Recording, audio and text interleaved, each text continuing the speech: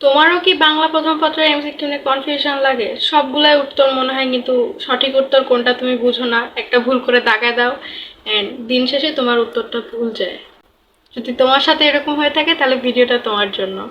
High everyone, this is me Adhara and welcome to my YouTube channel simply Adhara. তো আমি আজকে কথা বলবো মোটামুটি একটা কমন প্রবলেম নিয়ে, অন্তত বাংলা ফার্স্ট পেপারের ক্ষেত্রে যে এমসিকিউ কনফিউশন লাগে, সবগুলো অ্যান্সার মনে হয় কিন্তু মেইন অ্যান্সার কোনটা বুঝো না। আমার সাথে এরকম হইতো, বাট আমি এই জিনিসটা কীভাবে ওভারকাম করে বাংলা ফার্স্ট পেপারে এমসিকিউ 30-এ 30 পেলাম সেটা আমি তোমাদের সাথে শেয়ার করবো আমার এক্সপিরিয়েন্সের আলোকে। কিন্তু এটার জন্য প্রথমে বলে নিই, এমসিকিউ কনফিউশন কেন মনে হয়। এটার দুইটা রিজন আছে।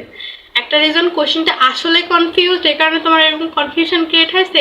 সেকেন্ডটা হইতেছে যে তুমি পড়ো নাই, তোমার একদম গল্প বা কবিতার ডিপ থেকে কোশ্চেনটা দিয়ে দিছে আর তুমি এটা এখন আলটিমেটলি অ্যান্সার করতে পারতেছো না। আমি দুইটারই সলিউশন দিয়ে দিই। প্রথমটা সলিউশন দিয়ে যে কোশ্চেনটা আসলে কনফিউজিং হলে কি করবে। আচ্ছা, তোমার বাংলা ফার্স্ট পেপার এমসিকিউ থাকে কয়টা? 30টা, রাইট? তো 30টার মধ্যে 30টা কোশ্চেনই তো কনফিউজিং হবে না। আমি একদম ওস্ট কেসে ধরে নিলাম যে তোমার 3 থেকে 4টা এরকম কনফিউশন মার্কা কোশ্চেন আসছে, আর বাকি থাকতেছে তোমার 26টা কোশ্চেন। তো অনেকে করে কি, আমি এই ভুলটা আগে করতাম, আমি আমার মডেল টেস্ট এক্সামগুলোতে এই ভুলটা করতাম যে এরকম কনফিউশন মার্কা কোশ্চেন 1-2টা থাকে, বাট আমি কি করতাম, ওইটা না পারলে ওইটা নিয়ে পড়ে থাকতাম, ওইটা নিয়ে কন্টিনিউসলি ভাবতাম আল্লাহ এটা কী হবে, এটা কী হবে। বাট তোমার মাথায় এটা রাখা লাগবে যে তুমি একটা বোর্ড এক্সাম দিচ্ছ, এখানে প্রত্যেকটা মিনিটের দাম আছে। এখন তুমি যদি ওই 1 মার্কের জন্য পড়ে থাকো তাহলে কিন্তু তোমার ওইদিকে এখনো এরকম করে অনেকগুলো মার্ক পড়ে আছে। তো আই উইল সাজেস্ট, যেটা তোমার কনফিউজিং লাগতেছে বা তুমি বুঝতেছো না রাইট অ্যান্সার কোনটা, সেক্ষেত্রে আমি বলবো স্কিপ ইট। যেগুলো পারো সেগুলো অ্যান্সার করে নিবা। অ্যান্সার করে নিয়ে এবার বসে থেকে ভাববা। তোমার কাছে যদি কনফিউজিং লাগে, ওটা যদি আসলে এরকম রিয়েলি কনফিউজিং কোনো কোশ্চেন হয়, এটা কিন্তু সবার জন্য এরকম কনফিউজিং হবে, রাইট? ওইটার অ্যান্সার প্রশ্ন যিনি করেছেন, যে কোশ্চেন করেছেন, তিনি সারা কেউ জানেন না। এটা একটা উদাহরণ দিয়ে বলি। আমার মেন্টর ইশতিয়াক সাকিব ভাই আমাদেরকে আমাদের এসএসসি টাইমে এরকম একটা লাইভ সেশনে বলছিলেন যে বাংলা ফার্স্ট পেপার এমসিকিউ এরকম কনফিউজিং হলে কি করব। তো ভাই এখানে একটা উদাহরণ দিয়ে বোঝাইছিলেন, উদাহরণটা আমার মাথায় আসছে। সেটা হলো, উনি বলছিলেন মাহির আমার ড্যাশ ছোট ভাই। এখন তোমার অপশন দিয়ে রাখছে 4টা, সেটার মধ্যে প্রথমটা হলো আদরের, স্নেহের, ভালোবাসার, মমতার। এখন তুমি একটু ভালো করে ভাবো, এখানে 4টাই সুইটেবল, বাট তুমি কি করে বুঝবে কোনটা অ্যান্সার, রাইট? এটা নিয়ে দেখা যায় অনেক সময় টিচারদের মধ্যে এরকম কনফিউশন থাকে যে কোনটা অ্যান্সার হবে। 4টার মিনিং কিন্তু খুব কাছাকাছি, সেক্ষেত্রে যিনি কোশ্চিন করেছেন তিনি ছাড়া কিন্তু এটার উত্তর কেউ জানেন না। সেক্ষেত্রে আই উইল হাইলি সাজেস্ট কোশ্চিনটা একটু সাইড করে রেখে যেগুলো কোশ্চিন পারো সেগুলো আগে অ্যান্সার করে নাও। লাস্টে লাগলে ওটা বসে বসে ভাববা। আর না পারলে তোমার মাথাতে লাস্ট মোমেন্টে যেটা কাজ করবে, তোমার যেটা ফিল হবে, গাটস ফিলিং বলে একটা জিনিস আছে, তুমি মন থেকে একটা জিনিস কাজ করবে, আচ্ছা এটা অ্যান্সার হইতে পারে, সেক্ষেত্রে তুমি আই উইল সাজেস্ট যে আন্দাজে দাগায় দিয়ে আসো, তাও মার্কটা ছেড়ে দিয়ে আসবে না। এটা গেল কোশ্চেনটা আসলে কনফিউজিং হলে কি করবা। এবার বলি, তুমি পড়ানোর জন্য কনফিউশন লাগতেছে, এটার ক্ষেত্রে একটাই সলিউশন। তুমি আইদার তোমার মেন বইটা বারবার পড়ো নাই, কোটায় কোটায় পড়ো নাই, রিপিটেডলি পড়ো নাই, এই কারণে কোশ্চেনটা এরকম লাগতেছে। যে এরকম আমার টাইমে হইতো যে আমি না আমার মূল বইটা প্রথম থেকে ভালো করে পড়ছিলাম, আমার মূল বইটা অনেকবার আমি রিডিং দিয়ে পড়ছি, তো গল্পটা ভালো মতো মুখস্থ হয়ে গেছিলো। যে আমি একটা গল্প পড়া ধরলে ওই গল্পটা আমি মিনিমাম 2 থেকে 3 বার করে রিডিং পড়তাম প্রত্যেকটা টাইম। তো বুঝতেছো যে আমার লাস্ট মোমেন্টের গল্পগুলো কবিতাগুলো কতটা ভালো করে পড়া হয়েছিল। তো আমাকে বইয়ের যে কোনো কোণা থেকে তুলে দিয়ে কোশ্চেন করতে পারতাম। এগুলো হলো ডিপ কোশ্চেন। এখন তোমাদের এসএসসি 26-এর জন্য বলি, যারা একদমই টাইমে লাস্ট মোমেন্টে, তোমরা এখন কি করে করবা? সেক্ষেত্রে আমি বলবো তোমরা আমার হোয়াটসঅ্যাপ চ্যানেলটা ঘুরে আসতে পারো। আমি আমার হোয়াটসঅ্যাপ চ্যানেলে আমি আমার টাইমে আমার বাংলা ফার্স্ট পেপার দাগানো বইয়ের পিডিএফটা তোমাদের সাথে শেয়ার করছি। ওই বইটা পড়লে তোমরা একটা ধারণা পাবে যে আচ্ছা বইটা কীভাবে পড়তে হবে, কী করে পড়তে হবে। তো আমার হোয়াটসঅ্যাপ চ্যানেলে আমি আমার টাইমে এরকম বিভিন্ন নোটস, রিসোর্সের পিডিএফ তোমাদের সাথে শেয়ার করে থাকি।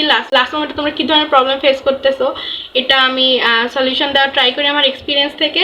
তো তোমরা চাইলে আমার হোয়াটসঅ্যাপ চ্যানেলে ফলো দিয়ে আসতে পারো। আমার হোয়াটসঅ্যাপ চ্যানেলের লিঙ্ক আমার এই ভিডিওর ডেসক্রিপশন এবং পিন কমেন্ট অ্যাড করা থাকবে। এখন যেটা নিয়ে বলতেছিলাম, লাস্ট মোমেন্ট কী করবা। দেখো তোমাদের একে কিন্তু শর্ট সিলেবাস, তো আর আমি যেগুলো গল্প কবিতা তোমাদের সিলেবাসে দেখছি এগুলো কিন্তু যথেষ্ট বড় না। আমাদের টাইমে আরও বড় বড় কিছু গল্প কবিতা অ্যাড ছিল, বাট তোমাদের টাইমে জিনিসগুলো ছোট হয়ে আসে। তো তোমরা কিন্তু চাইলে ওটা রিডিং দিয়ে এখন পড়তে পারবা। আর যাদের কাছে একদমই টাইম নেই, সেক্ষেত্রে আই উইল হাইলি সাজেস্ট যে তোমরা ধুমা এমসিকিউ সলভ করো। তোমরা প্রিভিয়াস ইয়ার এমসিকিউ সলভ করো। অনেকে বলতেছো আপু আমাদের টেস্ট পেপার নাকি করবো। যেখান থেকেই পারো, লাগলে অনলাইনে তোমরা খোঁজাখুঁজি করলে পাবা। যেখান থেকেই পারো প্রিভিয়াস ইয়ারের যত কোশ্চিন পারো অ্যাজ মাচ অ্যাজ পসিবল তোমরা প্রিভিয়াস ইয়ারের কোশ্চিন সলভ করো। তোমরা যদি ধরো, তোমরা যদি এরকম মিনিমাম 20 থেকে 30 সেট কোশ্চেন সলভ করো, আমি 20 সেট কোশ্চেন ধরলাম, আর প্রত্যেকটাতে 30টা করে এমসিকিউ থাকলে তোমরা কিন্তু ইভেনচুয়ালি 30 গুণ 20 প্রায় 600টা কোশ্চেন সলভ করে ফেলতেছো। 600টা কোশ্চেন যদি তোমরা সলভ করো, সেক্ষেত্রে তোমরা যেগুলো কিছু কোশ্চেন থাকবে তোমাদের কনফিউজিং লাগতেছে, তোমাদের নিজের থেকে ফিল হচ্ছে আচ্ছা কোশ্চেনটা আমি হয়তো বা পারবো না, আমি দাগা রাখি, ওগুলো মার্ক করে রাখবা, তোমরা ওগুলো এক্সামের আগের দিন বসে বসে দেখবা। এখন আমি বলি এমসিকিউ গুলো লাস্ট মোমেন্টে কিভাবে সলভ করবে। এরকম করো না যে একটা কোশ্চেন খুলে নিয়ে বসে তুমি নিজে নিজে রিডিং করে ট্রাই করতেছো, এটার অ্যান্সার মেবি ক হবে, এটার অ্যান্সার মেবি খ হবে, দেন তুমি আবার অ্যান্সারটা বের করে মিলাচ্ছ, আচ্ছা আমার এটা ঠিক হয়েছে, এটা ঠিক হয়েছে না বাবা, লাস্ট মোমেন্টে এত টাইম নাই। আমি নিজে কেমনে পড়ছিলাম সেটা বলি। আমি অ্যান্সার শিটটা দেখে আগে কোশ্চেনে অ্যান্সারগুলো দাগাই নিছি। এরকম করে একটা কোশ্চেন দাগাইতে আমার হাইলি তোমার 5 থেকে 6 মিনিট লাগছে। দেন এরকম করে আমি 10, 12, 13 সেট এরকম করে কোশ্চেন দাগাই নিছি। মানে আমি একটা টার্গেট নিয়ে বসতাম যে আচ্ছা এখন আমি বসে থেকে 10 সেট বাংলা এমসিকিউ সলভ করবো, দেন আমি অন্য কিছু পড়বো। তো এরকম করে দাগাই নিলাম কোশ্চেনগুলো। এবার আমি রিডিং পড়া শুরু করলাম, যে এমসিকিউগুলো পড়তেছি।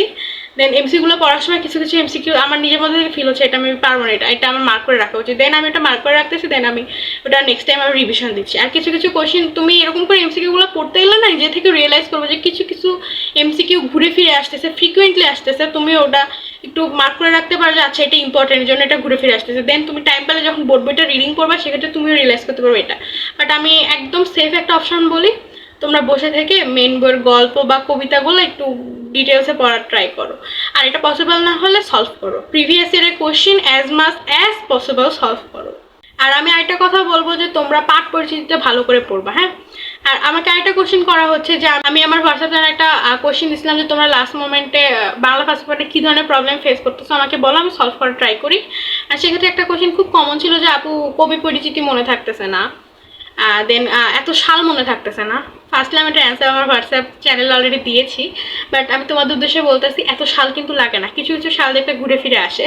অ্যান্ড কিছু কিছু ফেমাস লেখক যেমন কাজী নজরুল ইসলাম, রবীন্দ্রনাথ ঠাকুর, এরকম কিছু কিছু স্পেসিফিক লেখকের জন্মসাল তুমি যতদিন এই এডুকেশন সিস্টেমে থাকবা ততদিন তোমার লাগবে, হ্যাঁ।